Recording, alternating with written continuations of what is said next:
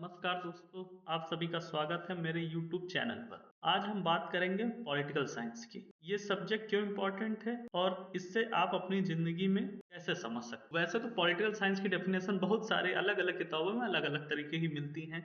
मैंने अपने हिसाब से जो बनाया है, सटीक वर्डों में आप इसको लिख भी सकते हैं अपने एग्जाम में या किसी को बता भी सकते हैं। देखो, पॉलिटिकल साइंस को हिंदी में हम कहते हैं राजनीति विज्ञान। तो ये हमें राजनीति और शासन के विज्ञान का अध्ययन कराता है। इसमें ये समझने की कोशिश की जाती है कि सरकारें कैसे काम करती हैं, अलग अलग पॉलिटिकल सिस्टम क्या होते हैं, लोगों और सरकार के बीच का संबंध क्या होता है। अगर आसान भाषा में कहें, ये एक ऐसा सब्जेक्ट है जो इस बात पर फोकस करता है कि दुनिया कैसे चलती है, डिसीजन मेकिंग कैसे होती है और अलग अलग राजनीतिक विचार व्यवस्थाएं कैसे काम करती हैं और जो सरकार की नीतियां हैं वो कैसे बनती हैं। ये सब की जो जानकारी है वो हम पॉलिटिकल साइंस के अंडर पढ़ते हैं। तो दोस्तों, इस डेफिनेशन के हिसाब से ये कहा जाता है कि पॉलिटिकल साइंस हमें पॉलिटिक्स और गवर्नमेंट के सिस्टम को समझने के काम आता है। साथ ही साथ ये हमें बताता है कि पॉलिटिकल साइंस सिर्फ एक थ्योरेटिकल सब्जेक्ट नहीं है, ये एक प्रैक्टिकल सब्जेक्ट भी है और किसी भी सोसाइटी को हम कैसे रूल कर सकते हैं,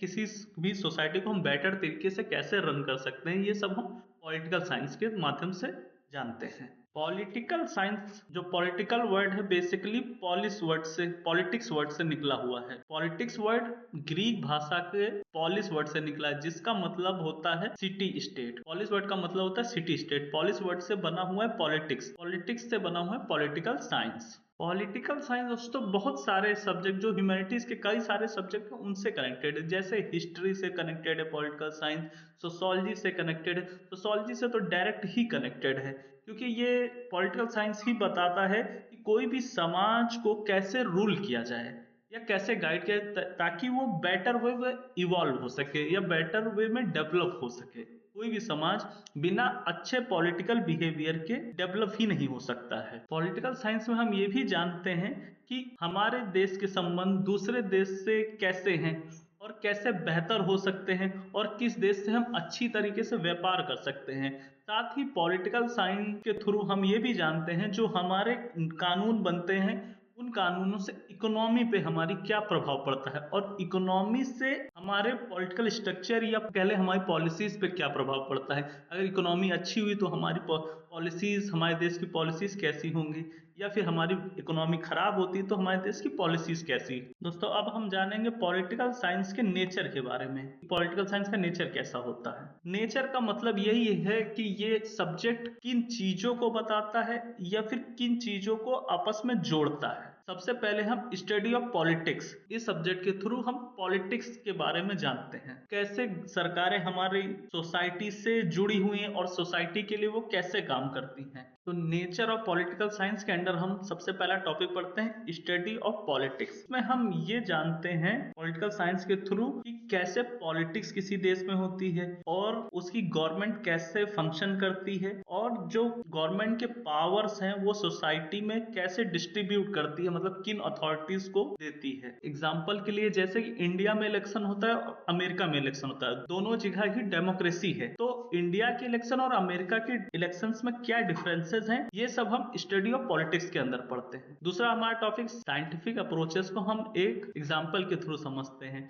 जब कभी भी किसी इलाके में इलेक्शन होता है तो वहां पे जब लोग वोट करते हैं तो किस पार्टी को ज्यादा वोट पड़ रहे हैं, किस पार्टी को कम वोट पड़ रहे हैं। जिसको ज्यादा वोट पड़ रहे हैं तो किस रीजन के वजह से उसको ज्यादा वोट पड़ रहे हैं, या जिस पार्टी को कम पड़ रहे हैं तो उसको किन कारणों की वजह से कम पड़। ये सारे डाटा और फैक्ट्स को जानकर इन्हें एक साइंटिफिक तरीके से बाद में पब्लिश किया जाता है ताकि लोग जान सके। जैसे कि विज्ञान में होता है कि हम फैक्ट्स, थ्योरीज और डाटा को सबको आपस में इंटरप्रेट करके एक फाइनल थ्योरी हम प्रोड्यूस करते हैं। उसी तरह इसमें भी जब लोग वोटिंग करते हैं, उनके लोगों की डिमांड क्या थी, किस वजह से वो किसी भी पार्टी को जो वोट दे रहे हैं, किन कारणों की वजह से दे रहे हैं, ये सब हम साइंटिफिक अप्रोच के थ्रू जानते हैं। तीसरा पॉइंट है हमारा इंटरडिसिप्लिनरी। इसका मतलब ये होता है कि ये हमारा पॉलिटिकल साइंस क्या सिर्फ पॉलिटिक्स के चारों तरफ घूमता है, ऐसा नहीं, ये दूसरे सब्जेक्टों में भी अप्लाई होता है। जैसे कि history, economy, sociology and law, इन सारे ही सब्जेक्ट में पॉलिटिकल साइंस उपयोग में आता है या यूज होता है। हमारा अगला पॉइंट है डायनेमिक एंड इवॉल्विंग। इसका मतलब ये हुआ कि पॉलिटिकल साइंस एक डायनेमिक, रिजिड नहीं है या स्टैटिक नहीं है कि जैसा हमेशा की तरह था वैसा ही आज रुका हुआ है। ये समय के हिसाब से बदलता रहता है। कि पुराने जमाने में राजा का रूल, उस टाइम की पॉलिटिक्स अलग होती थी। अब फिर बाद में आई डेमोक्रेसी।